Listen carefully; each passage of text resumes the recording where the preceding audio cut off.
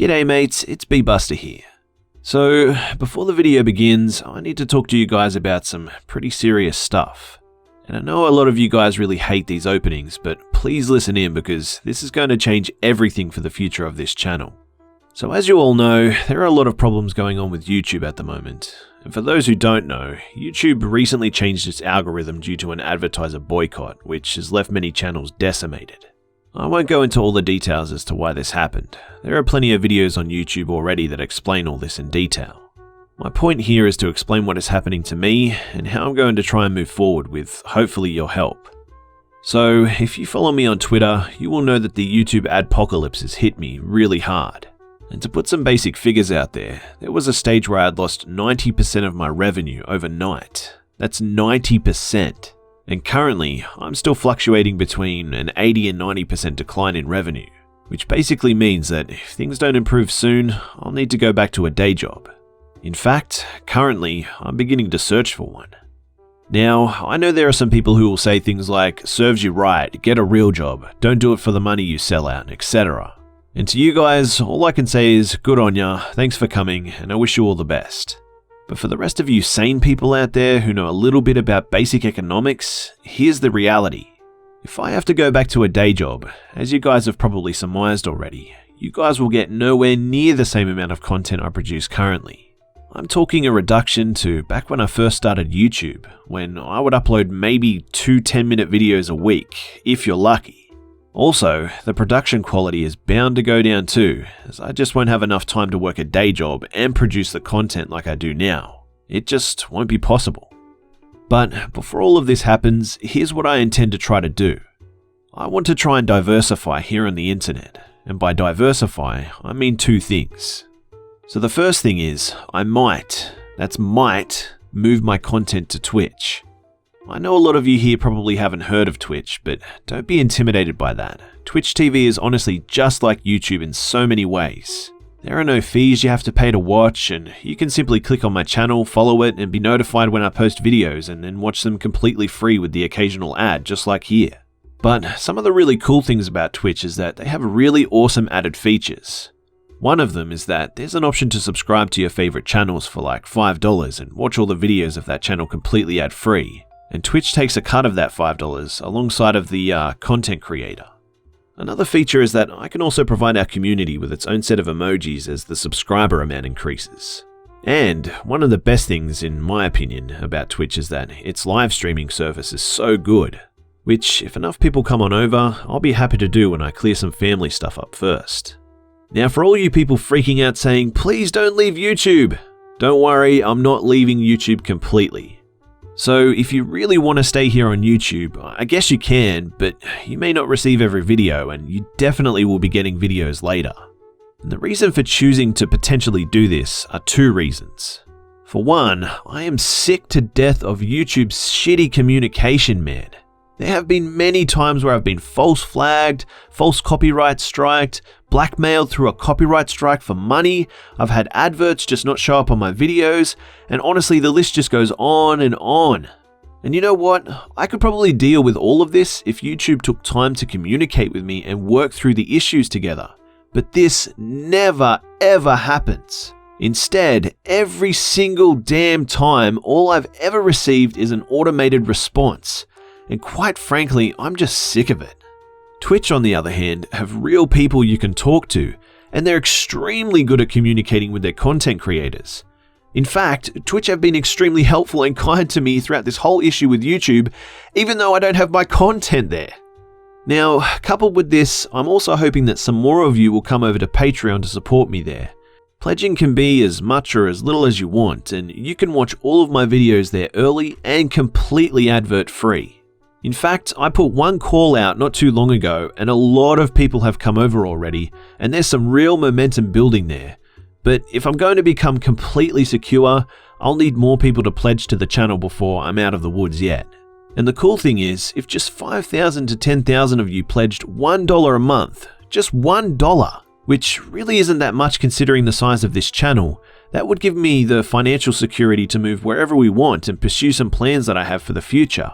In fact, I was going to leave this for another time, but I may as well tell you now. I was actually hoping to hire some voice actors soon, along with a video editor to work on the channel with me.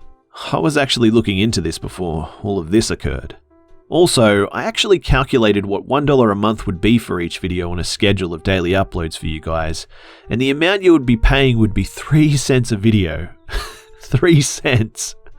I mean, of course, you can pledge more than that if you wish, but that $1 a month would go a long way for me and for you. So guys, long story short, here's the deal. If I don't get the support I need from you guys, whether you pledge $1 or come over to Twitch or something, I don't know how much longer I'm going to be around. The simple fact is that I have a family to feed, I have myself to feed, I have lights to put on, and a day job will no doubt take me away from YouTube. And if I have to work weekends or do overtime and stuff like that, then I just won't be around as much. And I know this whole thing really sucks, but I also believe that this is kind of an opportunity in a way. I would love to be able to work independently from YouTube, and to not be completely subject to their algorithm anymore and create whatever content I want without concern for their algorithm would just be awesome.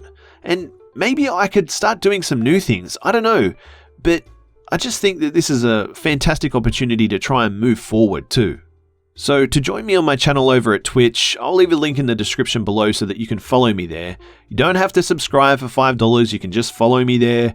And if I choose to go there, which is probably likely to happen at this point, I'll be totally honest, then you can get all the daily horror content there that I'll be providing, and it'll be just like YouTube, pretty much no difference. And if you have a little bit of a spare change, like $1 a month, you can feel free to pledge at my Patreon, which I'll leave down in the description below. And like I said, you'll get advert-free stories, and you can help support me there to create more content that you guys love. And hopefully if I get enough support, I can start doing bigger things. And yeah, I'll leave that link in the description below as well. Anyway, guys, don't let this bum you down too much. I'm going to keep trying to press forward here, and I'm going to keep trying to find other ways to make this all happen. And yeah, I hope you guys enjoy the video. I'll keep you guys updated. And without further ado, let's begin.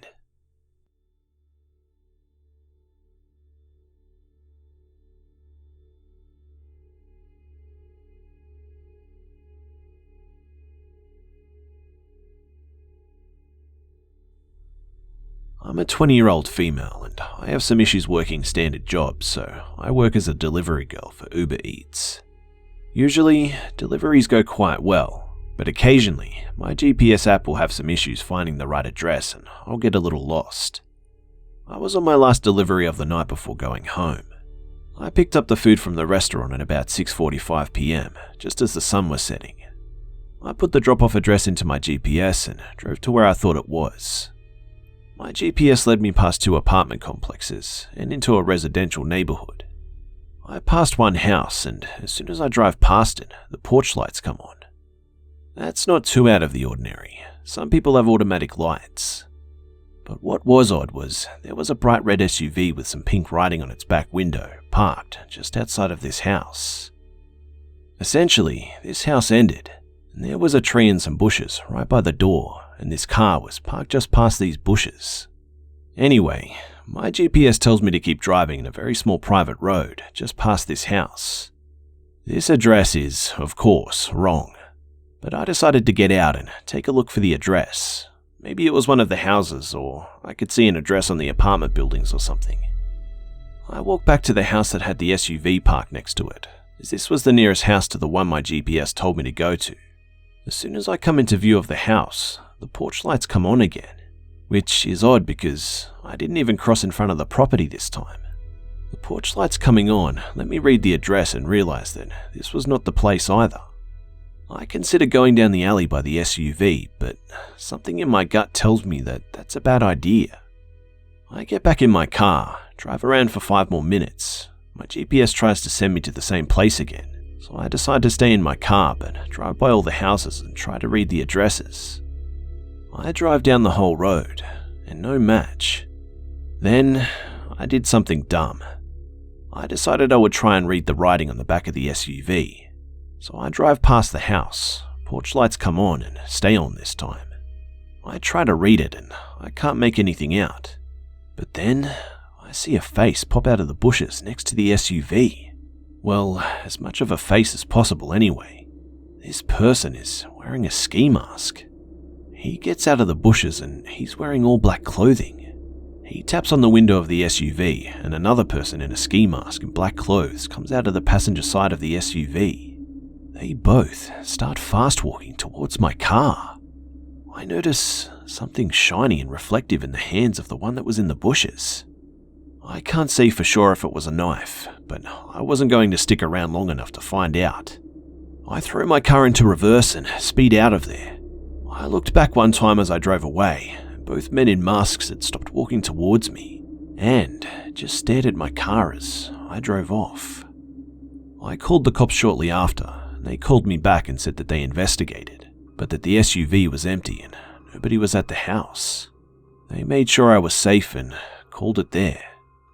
I don't deliver after dark anymore.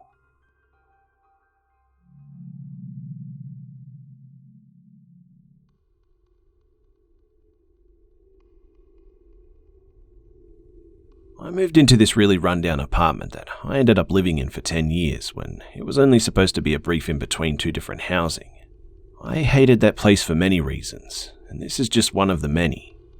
The first night I slept at that place, I had a dream that a friend of mine came to me but didn't really look like themselves. Just sort of off because of skin color or something. I couldn't put my finger on it, and they wanted to sex me up or some shit. The dream quickly turned into a nightmare of being chased by this weird black creature with a jump back. In the nightmare, I was able to slam a door closed just as it reached the door and I woke up. Or maybe I was still asleep because I saw the same thing crawl into my closet and briefly stare at me before going in there. Fast forward a few years and I keep having dreams like that.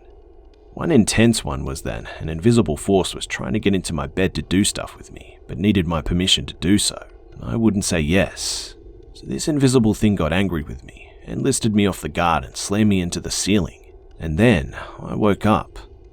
The same month that nightmare happened, my mum told me that I should have told her I left marks on the walls. She assumed I threw something, and whatever it was, left black paint marks on the wall. I didn't know what she was talking about, so she showed me, and there were very long black marks that went down the hall towards the bedrooms.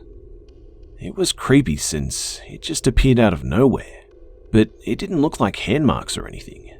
What I do remember is that there were 3 scratch marks though.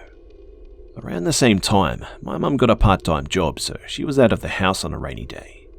I decided to go out into the rain to take pictures with different exposures. When I came back in, my cat was in full freak-out mode, hair all puffy and just acting really weird. I sat down on the couch, which was sort of by the front door and near the hall that led to the bedroom. I started hearing creaking sounds in the hall closet. It was a pretty big one of the old walk-in ones. It didn't really bother me since there was creaking pretty often from back there, and the closet door often opened by itself anyway.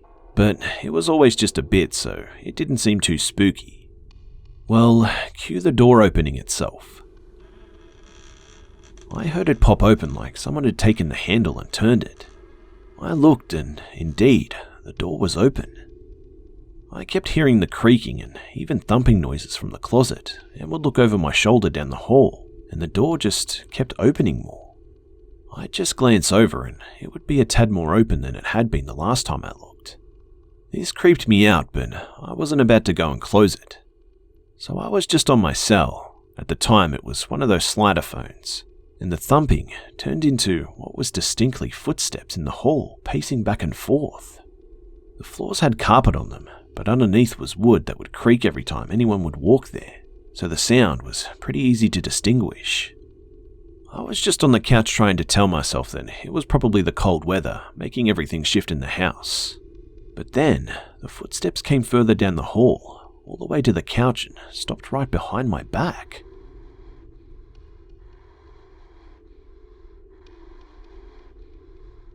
Honestly, it felt like someone was about to put their hands on my shoulders, so I noped the fuck out of there.